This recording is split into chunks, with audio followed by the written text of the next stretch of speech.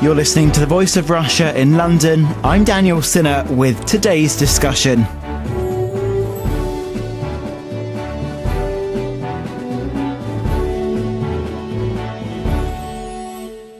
The British government plans to make all publicly funded research open access by 2014. The plans would mean that scientific research would become freely available online for universities, companies and members of the public. Proponents say it's the most radical shake-up of academic publishing since the internet was invented. Under the scheme, taxpayer-funded research would be available online. But critics question how the move will be funded. If it falls to the authors of the research, how will they or their universities be able to afford it? Well, joining me for today's discussion is Ross Mounce, Panton Fellow from the Open Knowledge Foundation. Rita Gardner is the Director of the Royal Geographical Society. And joining us over the phone is Bjorn Brembs Professor at the Department of Genetics at the University of Lyepzig. And Timothy Gowers is a Maths Professor at Cambridge University. We'll start with you, Ross. Is this a good idea? It's a great idea. All authors of research want to make their research freely available to everyone. That's everyone's desire. And it's only the publishing companies that want to restrict access to research in order to gain profit. So from the researcher side of things, everyone's really happy about this. Rita Gardner, Director of the Royal Geographical Society. The Learned Society perspective, and I can't speak for all learned societies, I can just speak for ours, of course, is quite a complicated one because we're charities, we exist for the public good, so we like to see people having access and open access to research. Because we support the academic community, we recognise that some academics are very pro open access, others are very concerned about restrictions on what they might be able to publish where and when. And because, of course, as learned societies, we do generate some surpluses from our publishing, not, I would say, of the order of the big publishing companies, modest surpluses, but we plough those back as not-for-profit organisations into supporting our communities and our disciplines as charities. So it's a rather complex matter for us. Timothy Gowers, Professor at Cambridge University. I am very much in favour of open access. I think it's all the arguments about taxpayers having funded the research, therefore having the right to read the research without restrictions. I agree with those. But I'm also very concerned about the cost of the current model. It seems that now that we have the internet for disseminating our research, there should be a much better model for how we go about things. And so that's where my interests arose, really. And Bjorn Brembs, Professor at the Department of Genetics at the University of Leipzig. Yes, open access is, of course, very much a good thing for the public in particular, but, of course, especially for the researchers who need access to the literature. And I appreciate, of course, that the learned societies do generate some revenue via the publishing system, so they're definitely a special case or a special obstacle that one would have to think about finding proper solutions for. But as that special case, I think they should not distract from the larger opportunities and important tasks to bring access to everyone. Rita Gardner, you said that societies like yours exist for the public good. If all this research is publicly funded, the ones that's going to be open access, why shouldn't the public have free access to it? I'm not arguing that the public shouldn't have free access. I too support open access as a concept. But actually there is a cost to open access. That cost may change as the internet and so on and develops, and some of the people around the table may have views on that. But at present, there are costs associated. It's open access, free access doesn't mean at no cost in the sense of to produce peer-reviewed articles. If we want to continue to have peer-reviewed articles, if we want to continue to have archiving, if we want to continue to have leading journals as something that the academic community value publishing in, if we see those as important aspects of the mechanisms and the delivery, some people might argue they're not, but certainly in the medium term, they will continue to be important aspects of the delivery, then there is a cost to doing that, to make that free at the point of access. And our concerns are, where are those costs actually going to be met? And how are publishers like ourselves going to find a business model that works in this new open access world? Ross Mounce, there's rumours that it could cost at least £50 million a year to fund some of these possible routes, the gold or the green model, which we'll get onto later. How on earth can publishers like Rita's survive? A lot of people actually dispute those costs and think they're rather exaggerated. It's based upon an assumption that it'll be more expensive than many people think it will actually be. I mean, if you think about it, to put a PDF up on the internet and let people download it, that doesn't actually cost that much money. But Rita would say it's all the background charges. Of course it doesn't cost anyone to download it. Background what? To make a PDF? I as a scientific author, create a work, I add my images to it, I write the words, I submit it to a journal, and the journal publishes it on a website for everyone to download. Now, there's bandwidth costs, there's costs of maintaining the website. It actually costs more to maintain the paywalls to restrict people from accessing that PDF under the current model than it would under an open access model to just let anyone in the world download that piece of research. Timothy Gowers, Professor at Cambridge University. Even the university's minister, David Willits, has accepted there's going to be this transitional cost to go through if we were going to go to these other models. But this £50 million a year, or even if it was less, which are some of the numbers being accepted by other people, how on earth could it allow for the survival of other journals and publishers? Well, ultimately, I hope this is very much a transitional cost and quite a short transition. So I don't mind seeing some journals go to the wall if they refuse to, if they insist on sticking to the subscription model, because ultimately they would be replaced by other journals. And the total cost, if all journals switch tomorrow to even to a fairly expensive gold open access model, would be much less than the total cost of the current subscription model. So if my understanding is correct, this 50 or 60 million is on the assumption that the subscription journals carry on existing as subscription journals, and open access journals are a sort of add-on to the existing system. But if once the open access actually starts to replace subscriptions rather than adding to them, then there'll be huge savings of money. So I agree that the 50 million and 60 million estimate is not necessarily correct.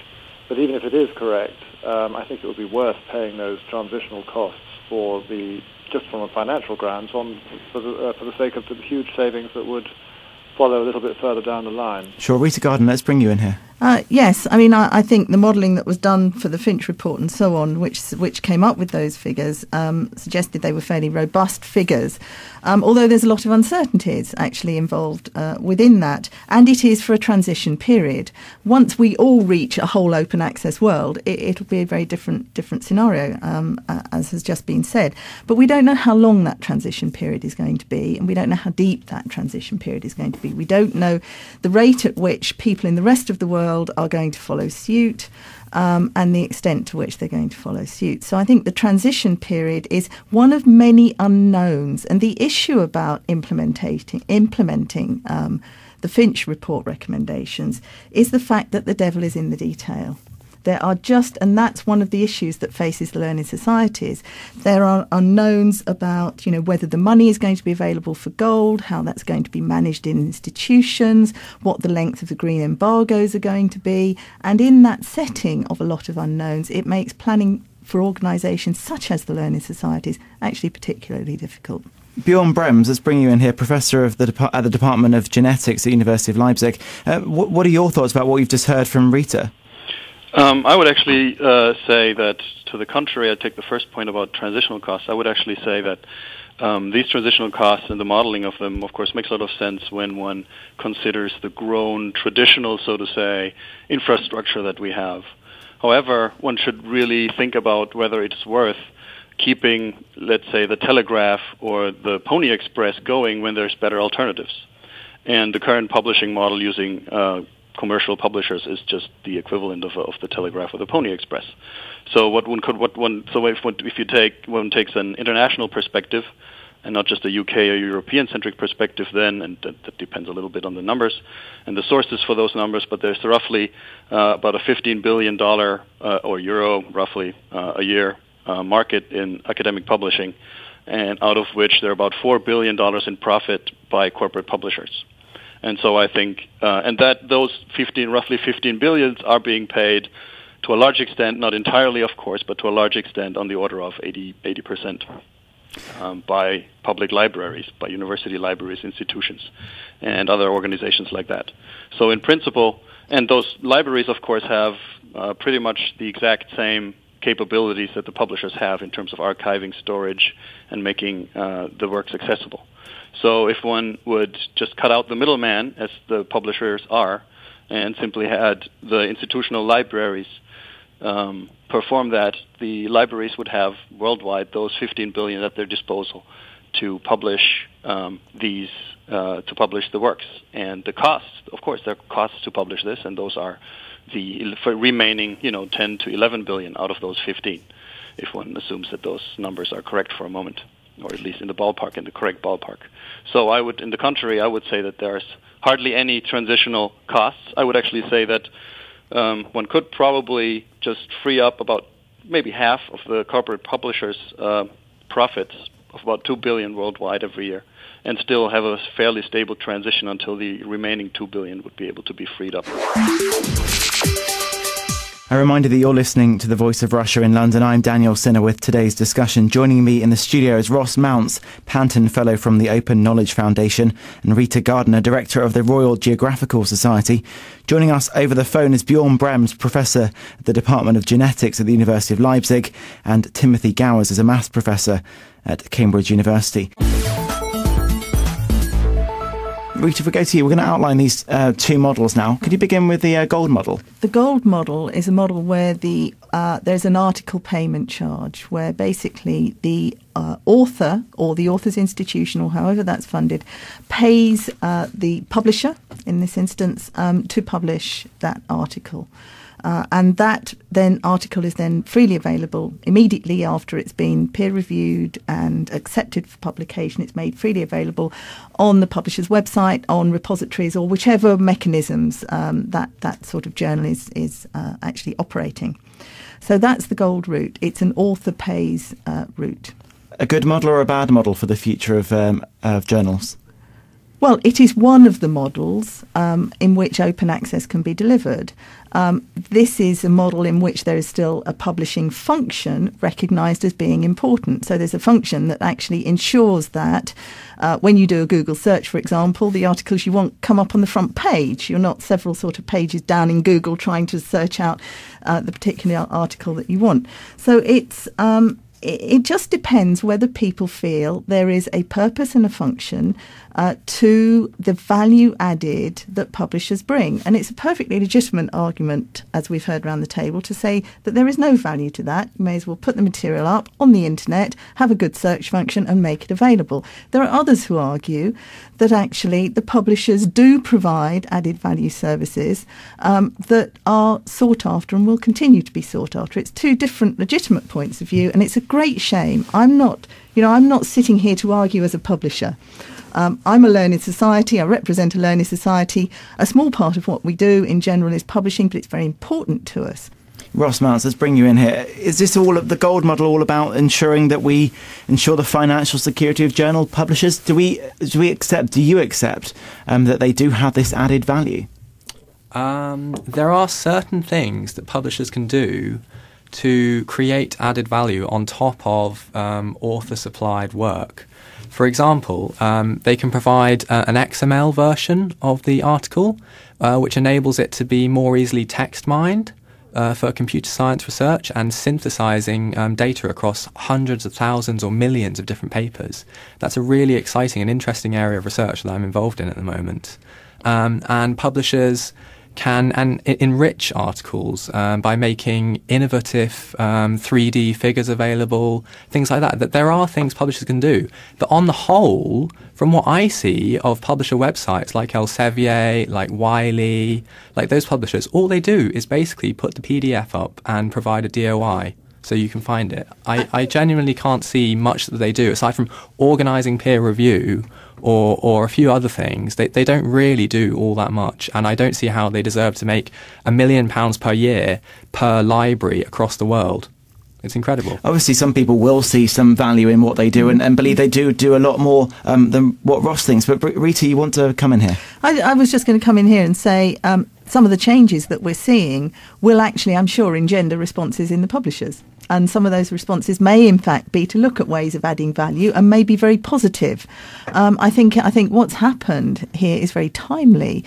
You've had a range of stakeholders through the Finch Review coming together, having to, for the first time, sit around a table and discuss the issues and try and find a way forward that works for them all. It's been an interesting process. Bjorn Brembs, obviously with the APCs, the authors paying basically to have their articles published, doesn't this raise questions for maybe some young scientists who can't quite afford to pay those fees? Some people suggesting they could be as low as £2,000 or it could be even higher.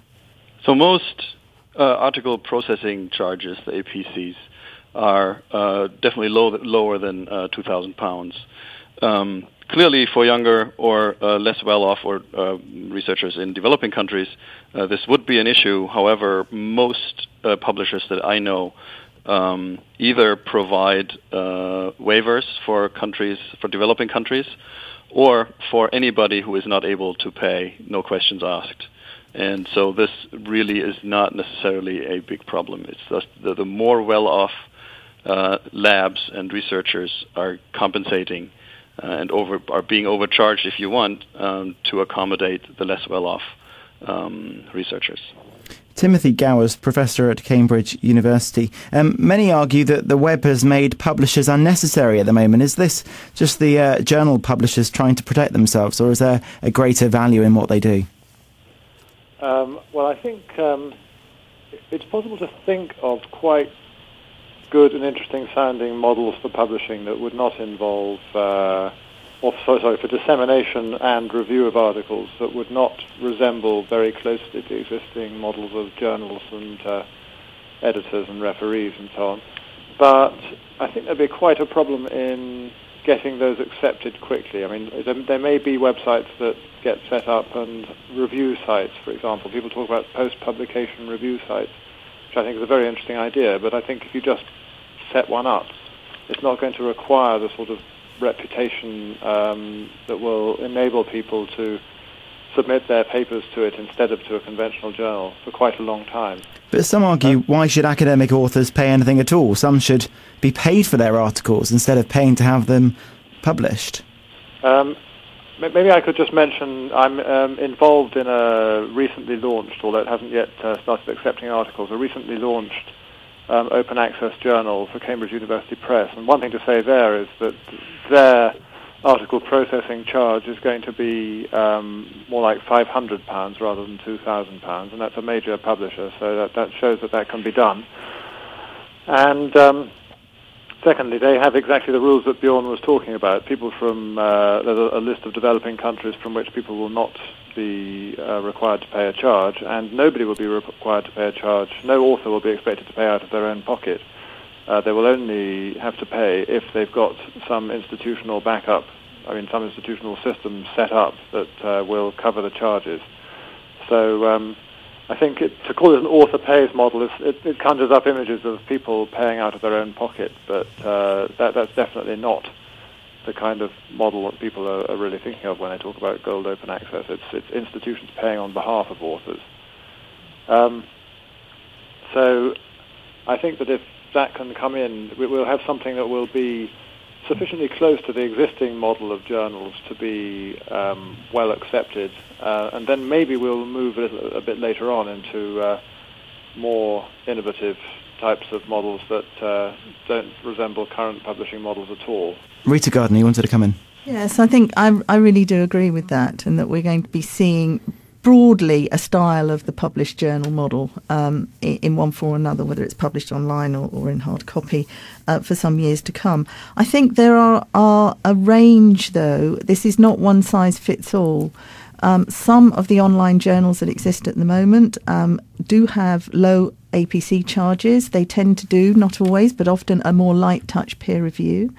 Some of the other journals, the hybrid journals, where you have a subscription journal that offers a gold route of access, Some of those, particularly where they have very high rejection rates of papers, so some of the leading journals at the moment, their costs for APC, genuine costs, tend to be higher because of the extra amount of work involved. So I think we will see a range of APC charges from the very affordable to the a higher level.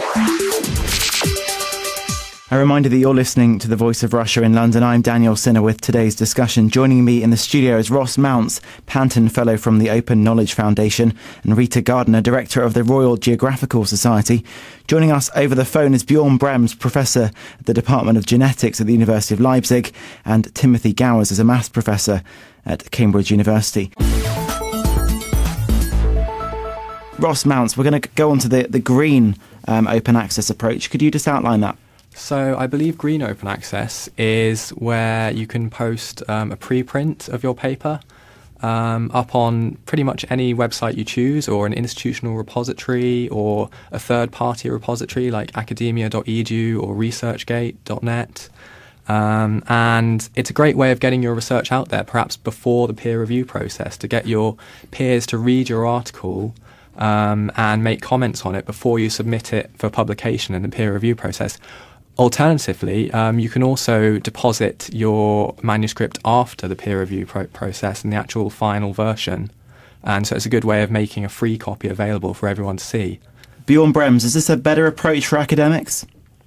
I think both the gold and the green standard are transitional, or would be considered, at least for now, transitional ways of making it accessible.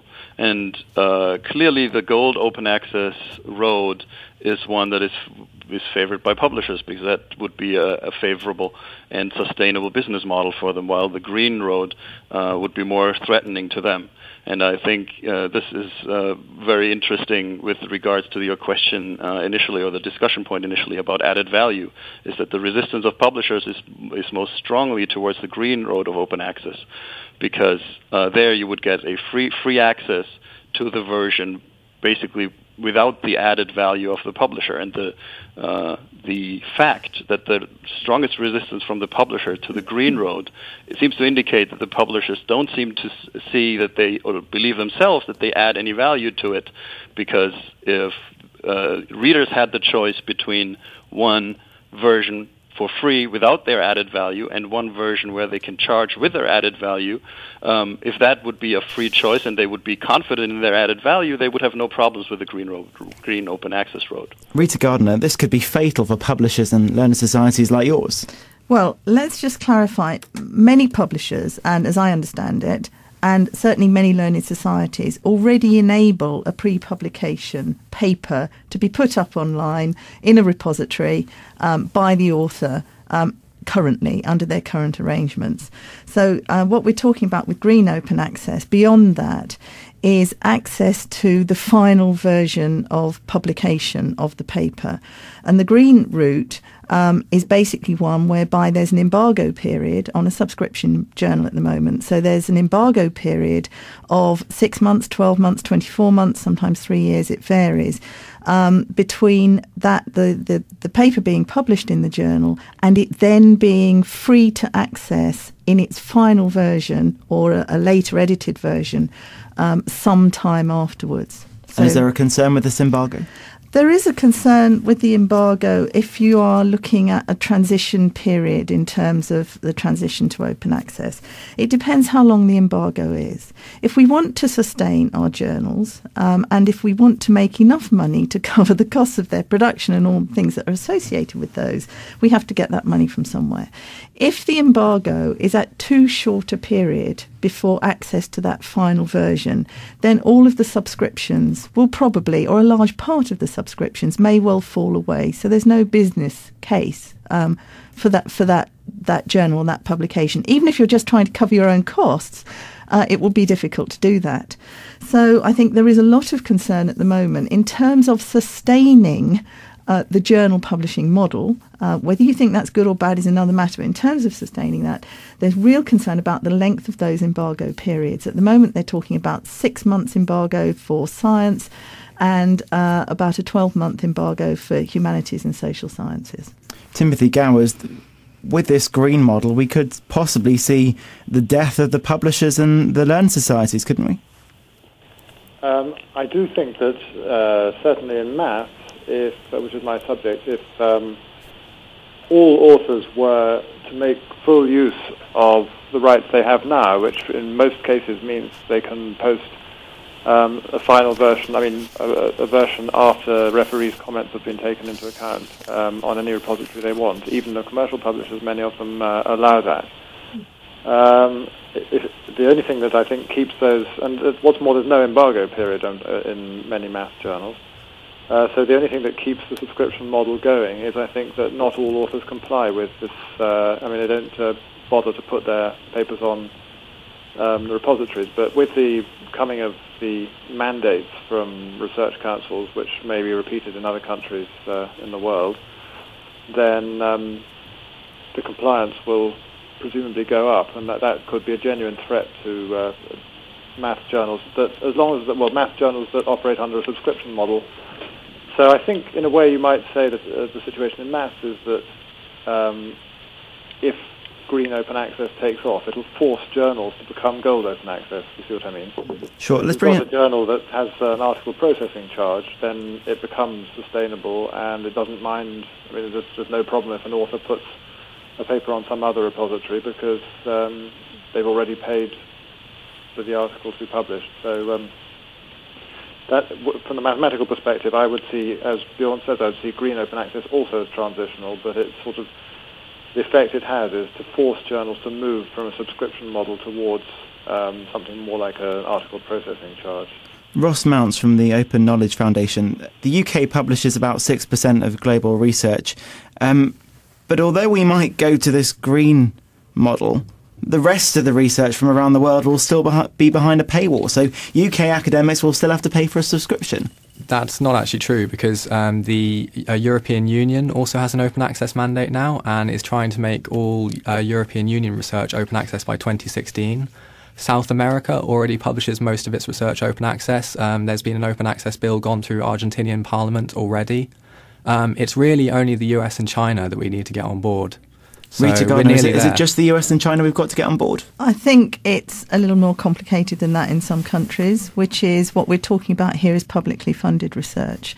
A lot of research in some parts of the world is not publicly funded, it's privately funded. That includes in USA, or it's state funded as opposed to national government funded. So in the States at the moment, the mandates that they're looking at relate to potentially to nationally publicly funded research. So it is a very complex picture. Clearly, the biggest research producers in the world are the states. And increasingly, we're going to see China playing a bigger and bigger role. So they're the two big players in the market. And that's why I think the transition period is going to take really quite a long time. Well, unfortunately, we've run out of time, but thank you very much to all of my guests. Joining me for today's discussion was Ross Mounce, Panton Fellow from the Open Knowledge Foundation. Rita Gardner is the Director of the Royal Geographical Society. And joining us over the phone is Bjorn Brembs Professor at the Department of Genetics at the University of Lyepzig, and Timothy Gowers is a Maths Professor at Cambridge University.